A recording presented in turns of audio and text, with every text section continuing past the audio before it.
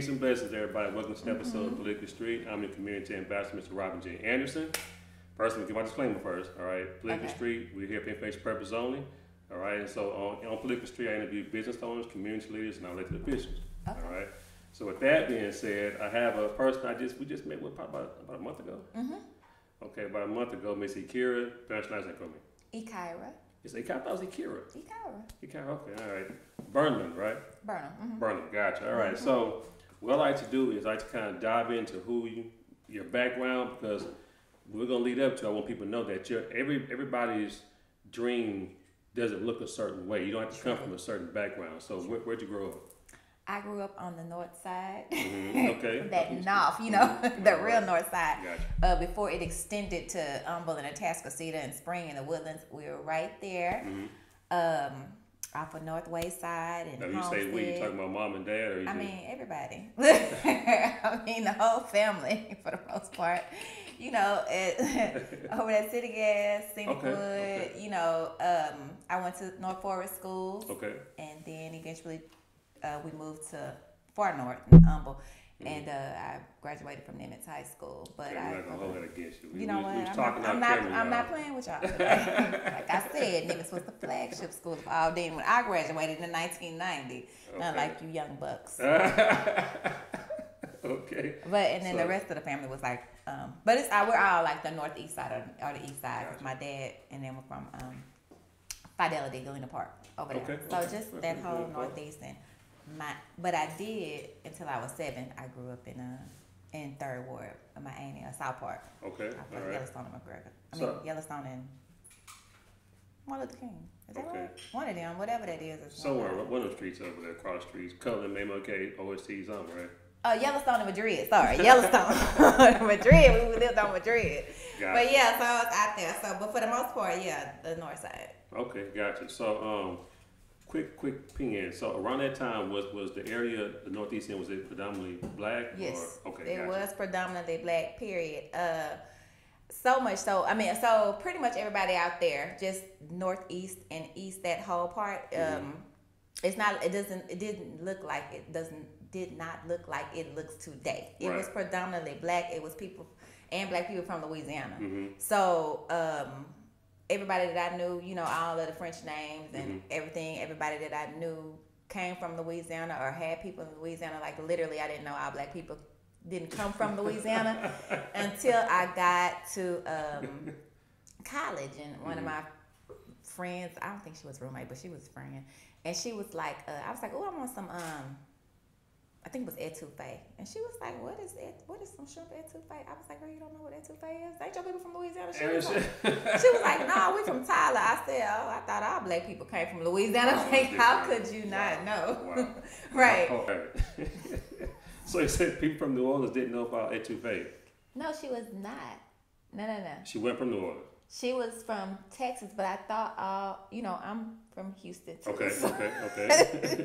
Where I grew up, everybody was from Louisiana. Okay, I got all the black people that and you had asked me about it was predominantly black. Yes, it was predominantly black, so much so, and because everybody was from Louisiana, we call mixed people they were just mulattoes. Well.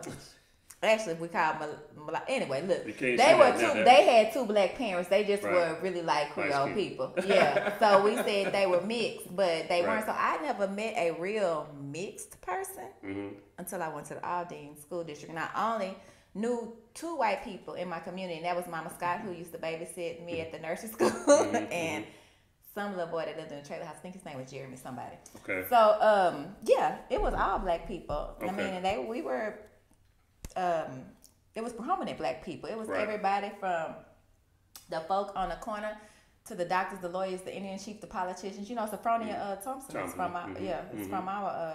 I didn't know that. Okay. Yeah, she's still out there. Yeah, they honored her this past weekend. But yeah, no, I remember when she was running. My uncle was doing all that. They were campaigning for her, and him, Joe Watson, Chevalier. They actually, it was a major community, from us. It was not like we never felt like we were poor and impoverished people. You know what I'm saying? We were very proud. Very proud of our neighborhood, our community. We gave the those parades down the Homestead. We had our Black History parades, our Juneteenth parades, baby. We did it all, and like I said, we had everybody from the top to the bottom, like in those communities. Even like some of the renowned professors from PV lived over there. Like we had big houses, little houses, country houses, every house in between. You know what I'm saying? We had all kinds of Black people from the poorest to the richest estate out there. I mean, a lot of the people came from Fifth Ward. They moved from Fifth Ward over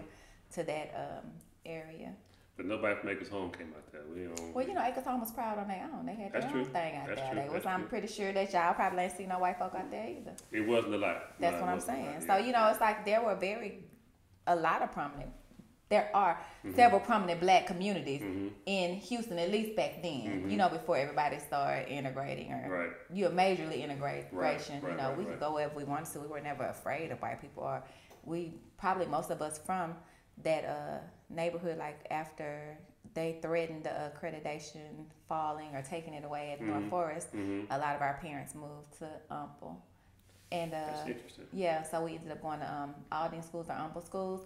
But the crazy thing about it is they had implemented like those advanced classes and all that. Well, I don't know what they called them, but like my 6th grade year in junior high school is when they started implementing like advanced classes, right? So, but instead of them just separating the classes and like you have advanced 6th grade and they'll just teach you on an 8th grade level, they literally put the 6th graders in the classes with 8th graders. Oh wow. So yeah, 6th grade I was in English with 8th graders, and you know, we didn't know how to act. They just thought we were crazy, but we could do the work. You know what I'm saying? But when I did transfer to Aldine School District, I was at the top of my class. It wasn't like the kids that you would think that the kids that grew up with the white folk all along. Them little children from Bordersville, they didn't have nothing on any of the kids. Like all of my friends from North Forest, if you track them, we're all doing, you know, really well, and we all, you know, that quote unquote word, assimilated very well. Gotcha. Into that school district. Mass culture, you should say, like into the things that were predominantly white. We did. I mean, we fared well, you know, in Humble, in Aldine, in UT, in in A&M, in whatever. They all maintained. We did good. All of my friends and I. So yeah. So you say what college you attend? You said I missed that part. University of Texas at Austin. UT. Gotcha. Okay, in Austin. All right. So you majored in what when you got there? Actually, I majored in. I have a degree in fashion design, with textiles and apparel, with a concentration in business. Okay. All right. Fashion design and business. Gotcha. So, what made you want to get into business and fashion? Well, I started out in business because I've always been an entrepreneur. I've actually never worked for anybody. Oh, wow. My whole life. Like never? Yeah, definitely not in corporate America. Always been either worked for a small business helping them build, or worked for my own and my family. Wow. So I always knew I wanted to do that, build business, create jobs for my people, you know. That's what I went to school to do. And I actually started out, I wanted to do international business, but like Inroads, one of the advisors was like, nah, it's not any, don't do that. It's not a lot of jobs out there. Internships in there. Gotcha. Right. Don't listen. I should follow your dream. Right, you know, right. Because actually one of the girls that graduated, she graduated ahead of me, Sonia, she did international business, and that girl is killing it. But so I don't even know what I stuck with or tried to do, but I think I leaned towards marketing. But halfway through, I found out they had a fashion design major, and I always loved it. So I just did it and just stayed in the business school and the fashion. And so my degree ended up being fashion design. Gotcha. Fashion is and I'm kind of getting a little off topic, on topic, but fashion is so our culture. Because I remember like back in like the late 80s, 90s, when we had that guy that was in New York that was having those prints of like the Louis Vuitton and all the other ones in Gucci. He was making it for the rappers and stuff like that. We're so innovative. Is that a good word? Yes, very innovative. I think, we're the family of invention. How they say the mother of invention. But I mean, it's because we're always out there. We see a need, we meet a need. You know, so that's true. That's where innovation and ingenuity and invention comes from. Gotcha. So you mentioned that you're an entrepreneur. So now you're diving into the wine industry, right? Yes. Why wine? Why not Hennessy or the cognacs and Oh, the honey, I love all wine and spirits. Drinks. right. But no, I've always loved wine. It's such grace in it, Mm-hmm. and it's definitely actually all spirits are wine and spirits. They are a full body experience, but wine can be elegant. And it can be ratchet too, But no, it's a certain elegance to it. I really love it, and my goal, honestly, is just to, with wine, is to make it more approachable. To bring it to people and let them experience all facets of it. So it's not like you have to feel like you're so snooty about it. Right. But I just thought I have a kind of like a running joke, I'll say, wine, it just makes you feel fancy. Even when everything around you is not so fancy. Right. It just makes you feel fancy. So, but no, I love it. What got me into it was simply COVID. I had time to think about it. And I was fast approaching 50, and I was like, okay, I can't. And I was doing real estate, or am still, but it just, I would not, the rat race of it, the grind of it, that's just not for me. On top of the fact that I don't really like driving, so I don't even know why do it. But no, but seriously, I was just like, I want to do something in the next chapter of my life that does not cause me stress, that is not a grind. I don't feel like work, because people really don't stop working. So I'm like, what can I do in a work retirement? Work retirement. And I was just like, oh, let me do something I love. Because they say if you do what you love, you never work a day in your life. So you never work again. So I'm like, well, shoot, let me figure this out. Okay, I love wine. I love parties. I love events. I can do those things with my eyes closed, I can do it on the smallest of budgets, the biggest of budgets. And like my dad always used to say, he said, you can spend $100 and make it look like you spent $10,000. He was like, That's true. But I just love it, and it relaxes me. And so, and like I said, and I love wine too. So that's what I decided to venture into. Gotcha. So wine and wine-centric events, or wine and spirit tastings. Let me test your. I'm gonna make a word up. No ability. What? No ability with to see. Oh, no ability. Yeah, okay. Yeah. Don't ask me nothing too hard. So I'm just feeling fancy. I'm really not fancy. So, if I'm not mistaken, wine comes from grapes. That's correct. Really? But they have all kinds of wine. They have fruit wine as well. Oh, what you mean? I mean wine that's made of fruits. Like pineapple fruit or apple? Well, apple is generally cider, but I'm sure somebody might turn into a wine too. They could. Yeah, your grandmas and them, they make like the peach wines, berry wines. Somebody made an orange wine.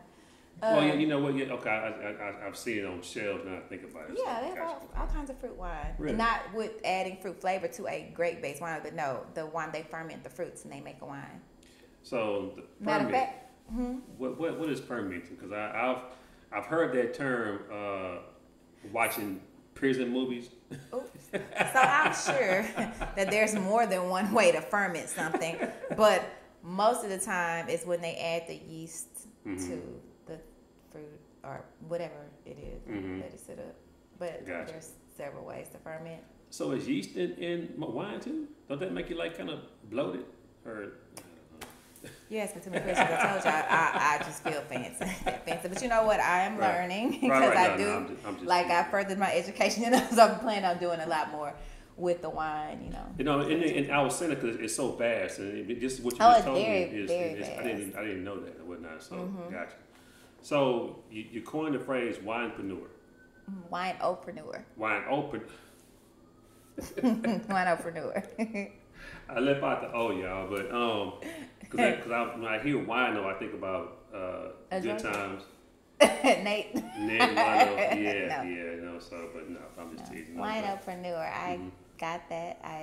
Because I said I am an entrepreneur and a wine connoisseur. Mm-hmm. So No, I like that. winepreneur, Yeah, makes sense. entrepreneur, and wine connoisseur. So I'm an entrepreneur first, and then I consume wine. Connoisseur. All right. Yeah, entrepreneur first, and then I'm a connoisseur of wine. Wine, So, gotcha. So, and drinks. where do you see your brand moving to the next 5 to 10 years? Have you thought that far ahead? Mm-hmm.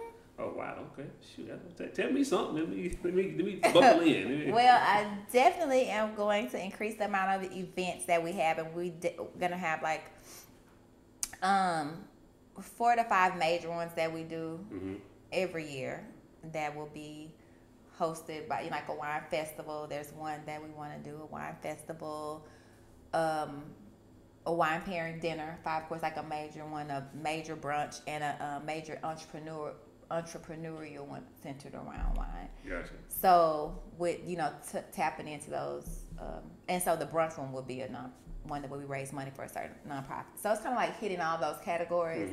That is something that people can look forward to, that is presented, and hosted by the WineOpreneur. And then of course, we'll have different things, collaborations with other people, and things that I'll have just specifically for my members of my tasting club as well. You got a tasting club too? I didn't know that. Wow. So y'all sit around kind of like a book club, and y'all just we just drink. No, wow. I'm just kidding. No, we taste different things, Wow. Tasting, sometimes it'll be wine tasting, sometimes it'll be different spirit tasting, because first of all, it's mainly, I wanted to use this platform to promote Black vintners and Black distillers and Black, you know what I'm saying? So that was just like the main opportunity, to where if in an intimate setting, promote these people and do pairings or whatever. So where there's sometimes them tasting wine, also give people the vintners and distillers and chefs and restaurants, the opportunities to have a little test kitchen. Gotcha. Come sponsor that event, and it's just you with 25 of my people that come out. We do this, and because the thing is, we're trying to keep it intimate, so it'll probably never be over 50. So they have to they'll be on that list, but it's like first come, first served. So if you sign up, then you get to come, But other than that, it's very intimate, and they get to be in close proximity with these people, and Gotcha. so a monthly tasting. All right. So before we get out of here, let everybody know where they can find you at, as far as your social media hooks and all that kind of good stuff. Okay, so you can find me on Instagram at WineOpreneur. You can find me on Facebook, WineOpreneur, the WineOpreneur group. So that's like probably where I'm most active. I try to put it on both of them, but it's WineOpreneur.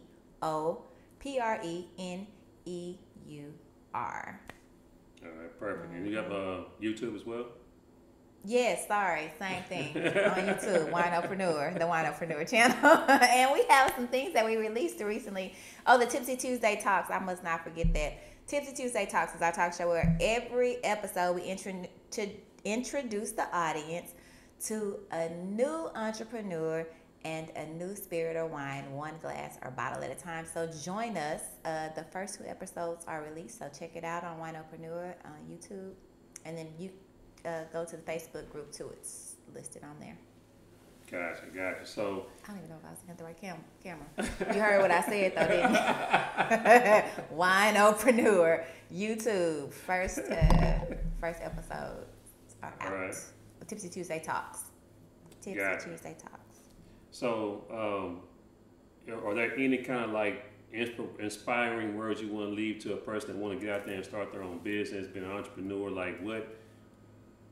Because it's not for the faint of heart. It's no, really it's not. not. You know what I mean? So what would you tell a person? So I'm gonna tell you, I have 2 things, and one, which is what I'm living by now, and 2, which is what just came to me. I always try to jot down things that I think will be good to give to entrepreneurs. At some point, I'll do my little wine and wisdom segments, but I'm gonna give y'all the first one. So 2 first. As an entrepreneur, every day you have a choice to wake up in fear or to wake up in excitement. So wake up excited. to pursue whatever it is that your heart desires, and whatever it is, however it is you want to build your business. So my number one is live what you love. So wake up every day excited to live what you love. That's what's up. I love it. I love it. All right, so y'all make sure and go to politicstreet.org and get you one of these shirts. You follow the movement. You know, I'm uniting our community business from business owners to elected officials to everybody. You know what I mean? So make sure to go on YouTube, subscribe to Political Street. Yeah, we got to keep this thing going, y'all. So until next time, I appreciate it. Yeah, y'all, you know what? So she had a podcast too. You did mention the podcast, didn't you? Yes, Tuesday Talks. Gotcha, that's what it is. So I'm going to be on her podcast too, man. So if y'all see me drinking a lot of wine and call me an Uber, all right? He gonna need one. All right, peace. Peace.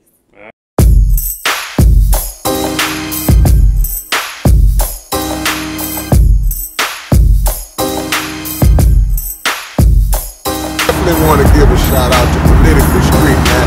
That's one of the coldest names you can have.